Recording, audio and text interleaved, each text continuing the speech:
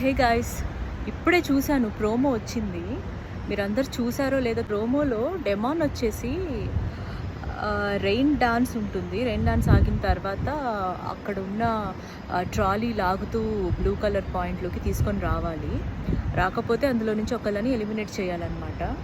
So మన captaincy contenders వచ్చేసి Ritu, Kalyan, Emmanuel and రాము కదా. బజర్ ప్రెస్ చేసిన తర్వాత ఉన్న గంటను వచ్చేసి వీళ్ళు గ్రీన్ టీమ్ వాళ్ళు వచ్చేసి పట్టుకోవాలి. ఫస్ట్ ఏమో డెమాన్ పట్టుకుంటాడు. డెమాన్ పట్టుకొని రెయిన్ డాన్స్ వేసిన తర్వాత వన్స్ సాంగ్ ఆగిన తర్వాత కళ్యాణ్ని రిమూవ్ చేసేస్తాడనమాట. అదైతే నాకు చాలా కోపం వచ్చింది. అసలు అది అన్ఫేర్. అండ్ తన కోసం అని ముందు సాక్రిఫైస్ చేశాడు కళ్యాణ్. ఇప్పుడు ఈవెన్ తను హెల్ప్ చేయాలి, డెమాన్ కళ్యాణ్ని హెల్ప్ చేయాలి. నాకైతే అది అన్ఫేర్ అనిపించింది. That is the biggest mistake అనుకుంటా నేను ఈ సీజన్లో డెమాన్ పవన్ చేసింది. అండ్ నెక్స్ట్ శ్రీజ వస్తుంది. శ్రీజ వచ్చేసి ఇమాన్యువల్ని తీసేస్తుంది.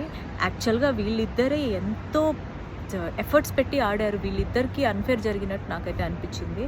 యాజ్ పర్ ప్రోమో చూస్తే నాకు ఇద్దరిది అసలు నాకు నచ్చలేదు, వాళ్ళ ఇద్దరి డెసిషన్స్. దాని తర్వాత ఇంకా లాస్ట్లో ఇంకా మిగిలేది రాము అండ్ రీతు. వీళ్ళిద్దరిలో ఒకళ్ళు కెప్టెన్ అయ్యే ఛాన్సెస్ ఉన్నాయి. భరణి గారు వస్తారు లాస్ట్. ఇంకా భరణి గారు వచ్చేసి రెయిన్ డాన్స్ చేస్తుంటారు. ఇంకా లాస్ట్లో రాము కెప్టెన్ అయిపోయారు.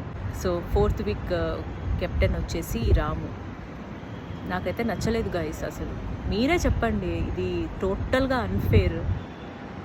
ఈ డెమాన్ పవన్ మరీ రీతు మాయలో పడి ఇలా చేయడం నాకైతే నచ్చట్లేదు. కరెక్ట్ కాదు అది. తన గ్రాఫ్ కూడా పడిపోతుంది.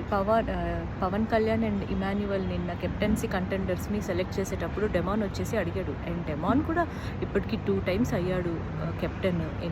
ఎన్నిసార్లు అని. ఓకే గైస్, మీకేమనిపించిందో నాకు కామెంట్ చేయండి. మీకు ఇది ఫెయిర్ అనిపించిందో అన్ఫేర్ అనిపించిందో కామెంట్ చేయండి.